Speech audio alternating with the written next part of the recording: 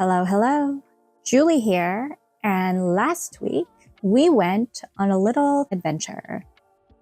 Rather than my usual thrifting for secondhand art supplies, I bought and tested art supplies from my new favorite place to shop, Facebook Marketplace. I am a big advocate for buying secondhand if it's an option for you.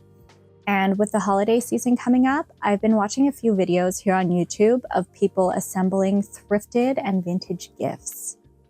I find that such a fun idea, and it's something that I'm interested in doing in the future, just because it would take a lot of time and also quite a few visits to quite a few charity shops. So considering it's already December 10th and I've already bought most of my gifts, it's a project that I will save for next year. But what a fun thing to do. I love it. I love it. Getting all of your Christmas gifts secondhand. I feel like that would make for a fun challenge and also some really unique gifts. If you're not convinced, I recommend that you watch this video by Get Mary Johansson or this video of thrifted gift ideas by Tasha at Home. And I'll link both of them down below. So much fun. I swear, if you watch it, you'll be tempted to go out and thrift right now for some gifts that you have for upcoming events, whether it be Christmas or birthday parties or housewarming gifts. So many cool ideas. So as part of the supplies I picked up, it included a bunch of resin inks and dyes. I've decided to only keep the alcohol inks that were included in this batch, since there's something that I could actually use on paper. I'm just not big into resin, and I have dabbled, but I actually didn't enjoy it at all. Also, I may have made a permanent mess on my living room table. Don't tell my mom. The resin-specific supplies of this bundle will be redonated. I also picked up 3 vintage watercolor sets, 2 by Pentel and 1 by Winsor & Newton. These were such cool finds. I really felt like I hit the jackpot, especially as someone who enjoys hitting up the art and craft section of every thrift store I go to. Granted, some of them don't actually have a proper section, but the ones that do, ooh, you know I'm there. I'm always on the prowl for some vintage art supplies. These 3 sets are from the 1980s. Pretty cool, huh? In the first part of this accidental 2-parter video, I tested out all of these art supplies. Today, in part 2 of 2, I'm going to create 2 different art pieces with them. One using the inks and the other using the watercolors.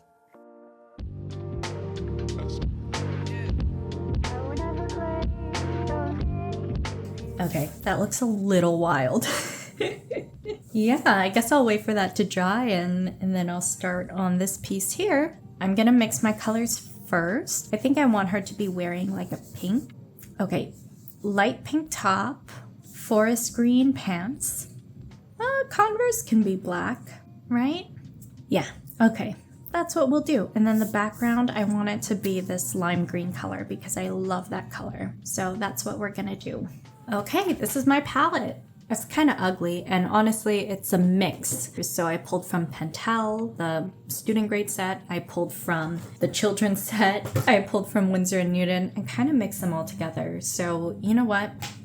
This is not a review of these supplies individually. It's just me using Facebook Marketplace supplies and encouraging you to do the same if there's something specific that you're looking for. Rather than opting to buy something brand new straight away, check out Facebook Marketplace and see what they have there. See if there's something that interests you. Have a look to see if you could buy something used instead of brand new. Better for the environment.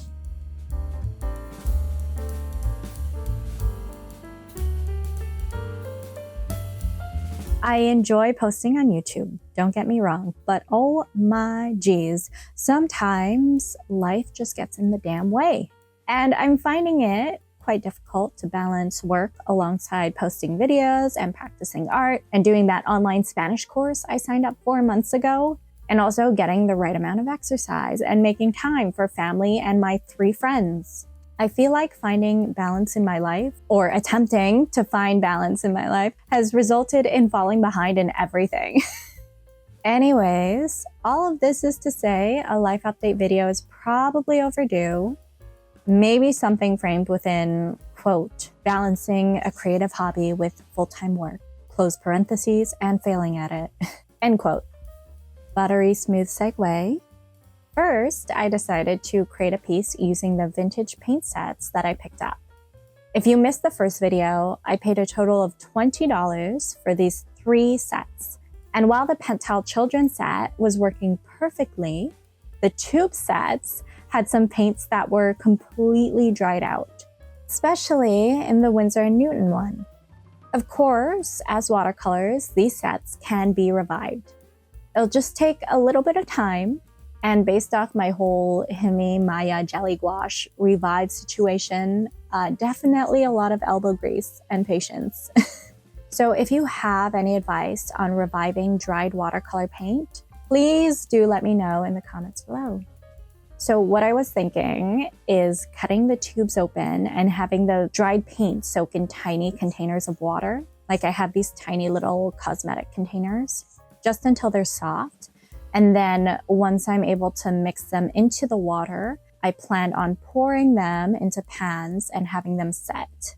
I also have this whole vision on how I want the palette to look like, because I do want to maintain the original design of the cardboard box it's in. But I don't know how to describe this vision of mine. Hint, it involves wood, but we'll get to that sometime in the future. The reason why I decided to use all 3 paint sets on one piece of art is because I was just so excited to open them all up, dive in, and play. I didn't feel like going through the process of reviving the paints before getting a chance to use these vintage supplies that I was so excited about. Can you imagine you get 3 paint sets from the 1980s, 2 of them have paints that are unusable. Aren't you just gonna use the ones that you can use rather than go through the process of reviving them? No, I'm not patient like that. So I just used whichever paints were still wet from the tubes and filled the gaps with the children's watercolor set. And because of this, the paints were all kind of mixed together. So right now, I can't give you any sort of individual reviews of sorts, but that wasn't my intention going into this. What I wanted to showcase is that you could find completely usable and high quality items off of Marketplace while spending less money and also while avoiding making the environment any worse off. While the greenest solution is not buying things you don't need. And no, I did not need these paints. I wanted them. And you know what? I could have very well lived without them. The runner-up is buying something that already exists that would have otherwise ended up in the bin, giving old items a new life. So my review of these paints, they are fantastic. 10 out of 10. I love to have them as part of my living, breathing vintage art supply collection. Vintage supplies have such a special place in my heart, specifically vintage watercolors, which is my medium of choice. Know that these paints will be both used and appreciated, as they very much deserve to be. As for the art piece, oof, that ugly phase lasted a little bit too long for comfort. Did I internally panic throughout this? Yes, I did. Did I have to lift some paint off of her face because she was looking a little botched? Yes, I did. Am I happy with the end result post-intensive care? Yes, I am. Now, I rarely use a fresh sketchbook page when I do my swatches, so that's why this piece looks a little crazy. I swatched all around her, and I very much could have toned it down. I was just so excited. I was so excited to play with these paints. And I wanted to see how they interacted, and I was having too much fun. I think in the future, I will stick to my rule about not using a fresh page on swatches, but I also won't swatch around a piece that I'm working on because it's just looking a little bit chaotic.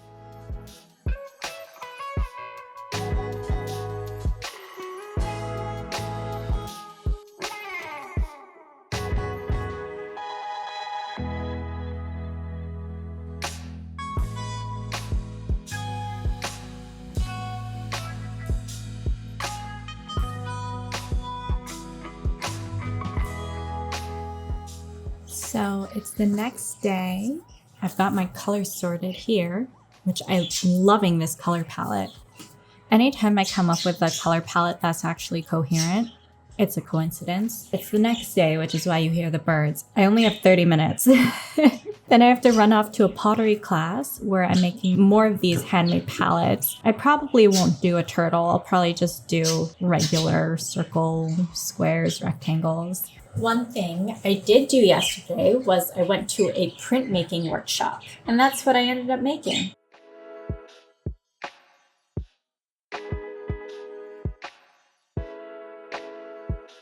Next, it was time to dive into the inks. I was warmed up by this point, so I went in with a clearer mind and far less panic. Because the inks absorbed into the paper so quickly while doing my swatches, I decided to add a bit of water to them just to make them easier to work with, more akin to watercolors. But partway through, I decided that I also wanted to acknowledge that inks are their own medium. I can't just use them as if they are watercolors. They have their own properties, and I should lean into that because they very much deserve to shine in their own way. So for some of this piece, I went in with straight ink. The turning point was deciding to use drops of ink directly on the paper. I did this with the woman's t-shirt, deciding it would be interesting to attempt a sort of tie-dye kind of look. I also used drops of yellow ink on the oranges that are balancing on her leg to add some visual interest and also a bit of texture. And this was all done in moments of play. I didn't think too hard about it. While I rarely ever work with ink straight up, I trusted that it would work out. And while this piece is the most basic thing a YouTube art person can create, aka cute girl art, painting this brought about a rare moment where I really did feel like an artist. Trusting the process, following my intuition, getting lost in the joy of creating. Weird, right? But in the best way. I lined the woman with a bright pink colored ink as well, rather than straight black. Once again, going along with the nature of the bright, bold inks. From there, I decided to go all into the expressiveness and make her hair wild and chaotic. I love me some wild hair, okay? It counters my own flat, boring hair. Side note, I'm actually planning to get a curly perm done. Probably sometime this month, we'll see. I'll live out my dreams of chaotic hair. The medium really defined the outcome for this piece, which, if I'm being honest, is not something I normally enjoy. I like to have a vision and a plan to execute that vision. I like to be in control of the end result. When I'm working with supplies that are unfamiliar to me, and I have to adjust my style to suit the needs of the medium, it normally is a frustrating process. This experience, though, was the opposite of that. I leaned into the bright, bold colors and into the slight unpredictability of the alcohol inks. I enjoyed the way that the drops of ink traveled across the page and interacted with one another.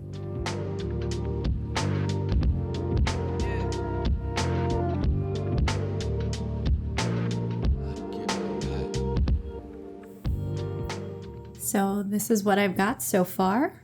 I still need to work on really defining the colors, and then I do want to line her because we have these beautiful bold inks. We might as well use them. Like, I can't just paint this whole thing as if it were a watercolor piece because we have to lean into the properties of the medium. Well, we don't have to, but I want to. I mean, that's the fun of using a supply that you don't normally go for. I did try to make her shirt look like a tie-dye situation. I still have to work on it. No idea what I'll do with her hair. I do really like these drops of orange on the oranges. I think that looks really cool. Again, sorry, you could hear my birds in the background. For her earring, I'll probably end up using my gold watercolor paint that I made myself. But aside from that, it's all ink and water. Once the ink dried completely and absorbed into the paper fully, the colors became a little bit less vibrant, similar to watercolors. So I just added more ink on top of ink until I had the colors that I was happy with. This was a lot of fun, guys. Normally, I'm hyper aware of the camera when I film my art, but in this case, I really was just absorbed in filling the sketch with color. Overall, I'm very happy with this piece.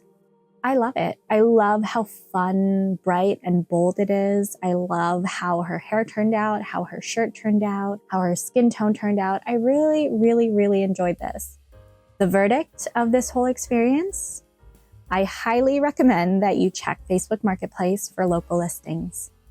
See if anyone is selling something that you've been in search of, art supplies or otherwise.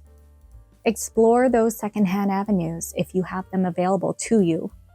So far, I've only had positive experiences with Marketplace. I've e-transferred people in advance and trusted that they would leave the item out for me, and so far they have. Or I've had people leave something out for me and trust that I would drop cash into their mailbox, which I also have, FYI. Those small acts of trust amongst strangers is truly heartwarming, especially approaching the holidays. Although obviously, proceed with caution, trust your gut, follow your own intuition. Just to give you an idea of the things I picked up from Marketplace. First of all, I got a cinch. Oh my gosh, so freaking exciting. If you don't know what this is, I cannot wait to show you. And I will in the near future, okay? Just you wait. I also got this new in box 18-inch paper cutter. I got both my Nespresso machines off of Marketplace. I know, it's a little bit much. I have a problem. My caffeine consumption has gone up like tenfold since I've gotten these. And you know what? I'm okay with it. I descaled them right away and cleaned them thoroughly before using them. I also picked up this board game as a Christmas gift for my brother off of the site as well. And I was actually going to order this exact game online, but saw it being sold brand new for half the price, fairly close by. And ultimately, this is what I want to encourage. While I wasn't in the market for new paints, for all of the other items I picked up, I truly was considering purchasing them brand new from retailers. Instead, I got near exact or exact items on my list from people who are looking to get rid of them. It's such a beautiful system, and I wish it was more normalized. It's starting to be, slowly, but y'all, we've got a big problem on our hands, and it really is important that we change the way we think about consumerism. Anyways, let me step off of this soapbox. This isn't the video for that, nor is it the channel for that. But there are a lot of channels out there that do preach environmentalism and a more conscious and sustainable kind of consumerism. So have a look. If you are interested on my stance on consumerism in the art world, I did post a couple of videos on the subject, so consider watching them. Or don't, do whatever you want. That also goes for liking and subscribing, FYI. Finally, the last full video I posted was titled The Artist Q&A No One Asked For. I got a couple of comments on this video and I really, truly appreciate them. I didn't think this video would be well received. I wasn't expecting any comments on it because, you know, I'm a little nobody. And this was a Q&A video that literally nobody asked for, hence the title. But I did actually receive a couple of comments on this video and it truly warmed my heart. So I want to give a little shout out and I hope it's okay. If any of y'all don't like your username being shared, let me know and I'll cut this part out. A massive thank you to Nui Toili. Please help me pronounce this properly. This is how I read your username in my head every time you comment. Thank you for your kindness and for your great advice, tips, and conversation. Your advice, especially related to my many art identity crises, have uplifted me more than you'll ever know. Also, thank you for the encouragement to look into bookbinding.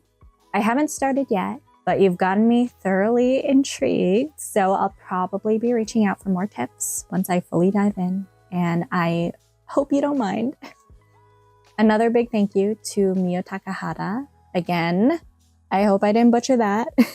for taking the time to both ask and answer questions. Thank you for letting me know that you enjoy the Thrifting for Art Supply videos I've put out.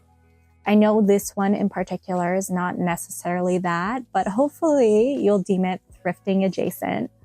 I have actual art supply thrifting videos in the works, so thank you for the push. And finally, to all of you who are watching this right now, thank you so freaking much. How wild is it that people out there take the time out of their day to watch what I put out? That is just crazy. That is crazy to think about. I am truly, truly honored and so thankful. Thank you. Thank you so much. I work in admin support within the school district, so I have a couple of weeks off. Some call it a holiday. Some call it an unpaid temporary layoff. Take your pick. That means I'll have some time to dedicate to making more videos, playing around with more art projects, doing some more art supply DIY stuff. Yes, the itch is back. Just a little bit, okay? I'm scared to reopen that chapter because it's a very time-consuming rabbit hole and I'm just not prepared for it. But you know what? I will have some time soon, so we'll see.